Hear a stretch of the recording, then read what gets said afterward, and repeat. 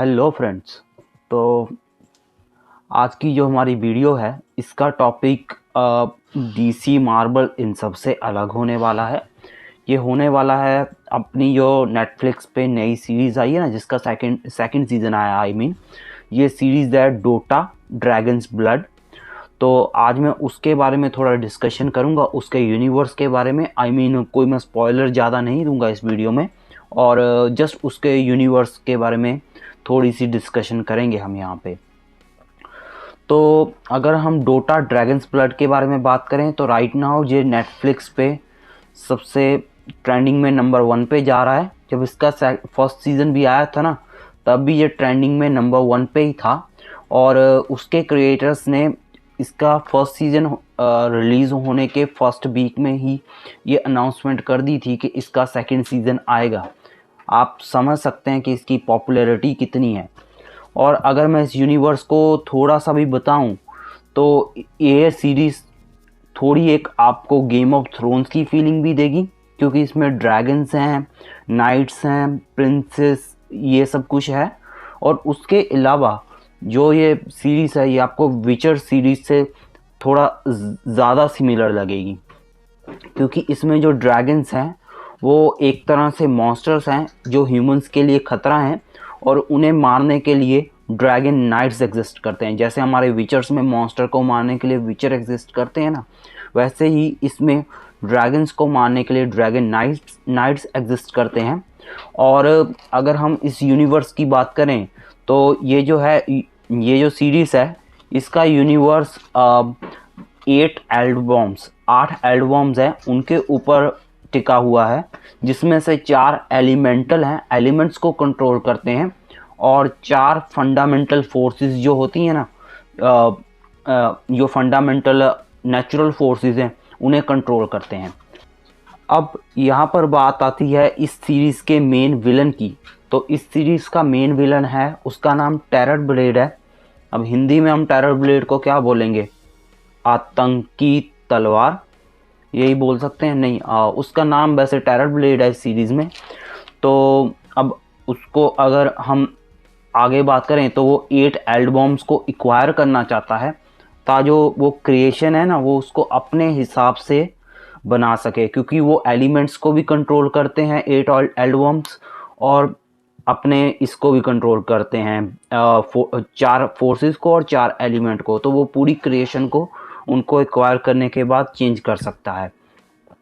अब यहाँ पर वो एक एल्बम जिसका नाम होता है उल्ड्राक, उसको एक्वायर कर लेता है सीरीज़ की शुरुआत में ही। ये कोई स्पॉइलर नहीं है, ये उसके ट्रेलर में भी है। तो अब यहाँ से जो मेन सीरीज़ है वो शुरू होती है, क्योंकि अभी एक उसने एक्वायर कर दिया है, और जो दूसरा होता है ना, दूसरा वाला होता है स्लाइरैक, जिसकी सीरीज़ की स्टार्टिंग में ही डावियन के साथ फाइट होती है। अब डावियन, यहाँ पे मैं डावियन के बारे में पहले तो एक्सप्लेन कर दूं। जो डावियन है ना वो एक ड्रैगन नाइट है। जैसे हमारे विचर में विचर है, वैसे ही इस सीरीज़ का मेन प्रोटैगनिस्ट है वो, उसका नाम है डावियन। अब डावियन का कुछ बैकग्राउंड ऐसा है कि उसकी जो फैमिली है उसको एक ड्रैगन ने टोटली मार डाला था बहुत टाइम पहले, और तब से डावियन ने ये सोच लिया था कि वो भी एक ड्रैगन नाइट बनेगा, और आगे चलकर जितने ड्रैगन्स होंगे ना उनको मारेगा। अब इस सीरीज़ में जो मेन बात है, जो ड्रैगन्स हैं वो भी टोटली 8 तरह के ही होते हैं। तो अभी तक डावियन 8 में से 5 टाइप के ड्रैगन्स को मार चुका है। अब इसमें बाद में आगे जो बात जाती है वो ये कि जो टेरर ब्लेड है वो जैसे ही अल्ड्रॉक को पोजेस करता है तो वो स्लाइरैक को अटैक करता है। अब जो स्लाइरैक है वो उसकी हेल्प करता है डावियन। अब ये कैसे करता है, क्यों करता है, इस चीज़ का मैं स्पॉइलर नहीं दूंगा, जस्ट माइनर स्पॉइलर के साथ ये बताऊंगा कि फाइट में अल्ड्रॉक हार जाता है, पर वो कम्प्लीटली मरता नहीं है। वो स्टिल टेरर ब्लेड के साथ वहाँ से निकल जाता है, पर जो स्लाइरैक है वो बहुत वीक हो जाता है, वो मरने की कगार पे होता है। तो उसका जो सोल है उसको टेरर ब्लेड एक्वायर ना कर सके, उसलिए वो अपना सोल डावियन में शिफ्ट कर देता है। अब डावियन के पास स्लाइरैक का सोल है और टेरर ब्लेड को पूरे 8 सोल चाहिए, आई मीन 7 सोल चाहिए, क्योंकि एक तो उसने ऑलरेडी ले लिया है। तो अब उसमें उस 7 में से एक डावियन के पास है, तो इसलिए डावियन भी इस सीरीज़ का मेन सेंटर पॉइंट बन जाता है। अब इसके बाद में हमारा करेक्टर आता है, उसका नाम है फिमरन। अब फिमरन से पहले मैं थोड़ा सा इस सीरीज़ में एल्व्स हैं, एल्व्स के बारे में बात करूंगा। तो एल्व्स में यहाँ पे दो क्लैन्स हैं, आप बोल सकते हो। एक है कोरल टाबी और दूसरे का नाम है डार्क मून ऑर्डर। जो डार्क मून ऑर्डर है वो सेलेमेने को डिवोटेड है और जो कोरल टाबी है वो सेलेमेने के अगेंस्ट है।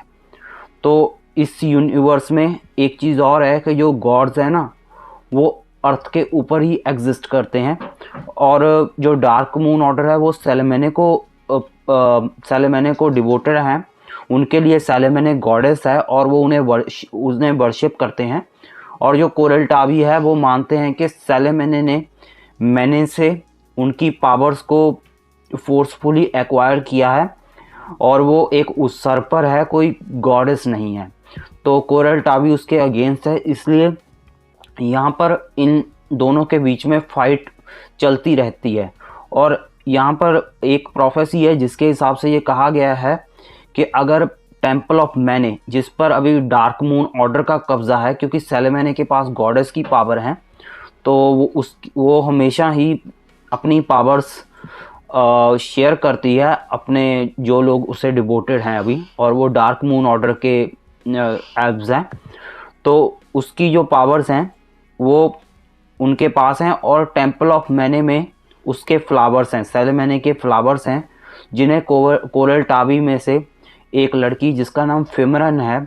अब फिमरन जो है उसके पास कुछ एक स्पेशल पावर्स हैं जिससे वो कुछ शेप शिफ्टिंग वगैरह या हाई स्पीड वगैरह पोजेस करती है, और फिमरन उन फ्लावर्स को वहाँ से चुरा लेती है। फिर वो उन फ्लावर्स को इन्वोकर के पास लेके जाती है। अब इन्वोकर कौन है इस पर मैं बाद में आऊँगा। अब फिमरन वो कोरल टाबी में से है और उसके पीछे उसको ढूंढने लगती है प्रिंसेस मिराना। प्रिंसेस मिराना एक एल्व नहीं है, वो प्रिंसेस ऑफ सन है और प्रिंसेस ऑफ मून भी, और princess of night silver woods उसको कहा जाता है। पर अभी उसने अपना जो किंगडम है उसको छोड़ दिया है और वो भी डिवोटेड हो चुकी है सेलेमेने के लिए, और इसका डार्क मून ऑर्डर का पार्ट है। और उसके बाद में जब से उसने वो छोड़ा है उसको सभी लोग प्रिंसेस ऑफ नथिंग भी बोलते हैं। इसके बाद में हम आते हैं और यहाँ पर इन्वोकर पर। अब इन्वोकर की बात करूँ, एक टाइम था जब सेलेमेने और इन्वोकर एक दूसरे को लव करते थे। ये ऑलमोस्ट थाउजेंड्स ऑफ ईयर्स हो चुके हैं इस बात को। और इन दोनों की एक बेटी थी जिसका नाम था फेलेमीना। अब फेलेमीना और इन्वोकर दोनों एक टावर में रहते थे और सेलेमेने ने कभी उसको विज़िट नहीं किया। पर एक बार फेलेमीना ने सेलेमेने को विज़िट किया उसके टेंपल में, और उसके मिलने के बाद फेलेमीना काफ़ी सिक होने लगी। और इसके बाद में होता ये है कि वो सिक होती रहती है और जो इन्वोकर है वो उसको सेलेमेने के पास लेके जाता है, क्योंकि सेलेमेने एक गॉडेस है तो वो उसे ठीक कर सकती है।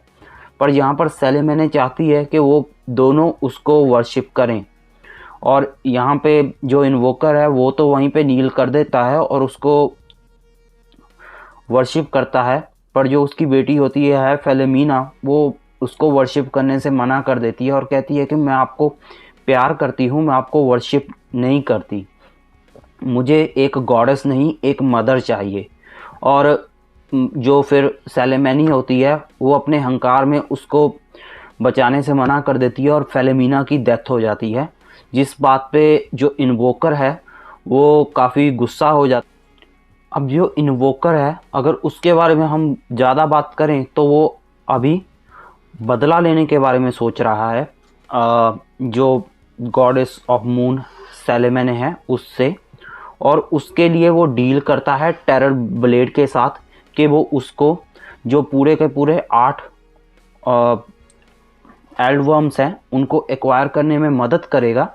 और इसके लिए एक एल्डवर्म अभी इन्वोकर के पास भी है जिसका नाम है लाइरैक। तो अभी लाइरैक इन्वोकर के पास है, स्लाइरैक डावियन की बॉडी में है, और उसके अलावा जो अपना ओल्ड्रॉक है वो ऑलरेडी टेरर ब्लेड के पास है।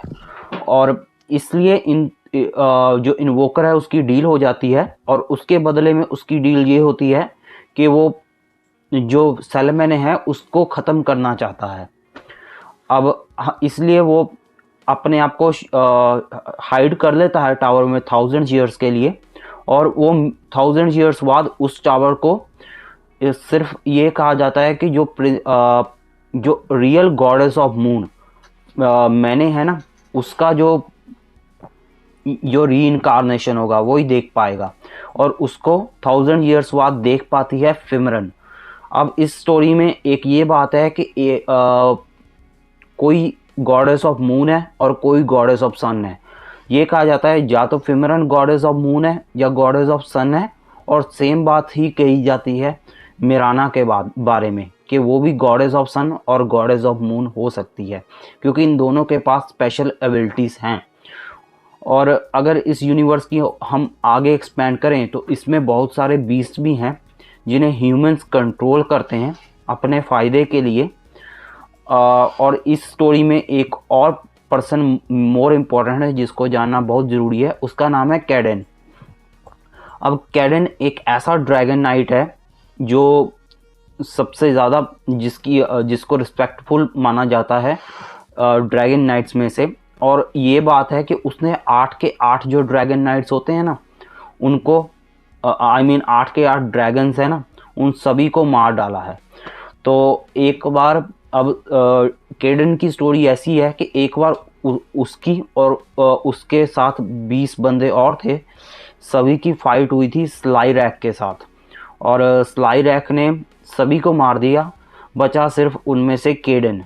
और कैडेन ही वापस आया था उस फाइट के बाद। तब से कैडेन जो है वो स्लाइरैक को हेट करता है, और अभी स्लाइरैक का जो सोल है वो डावियन के पास है, और इसलिए जो कैडेन है वो डावियन को पकड़ना चाहता है।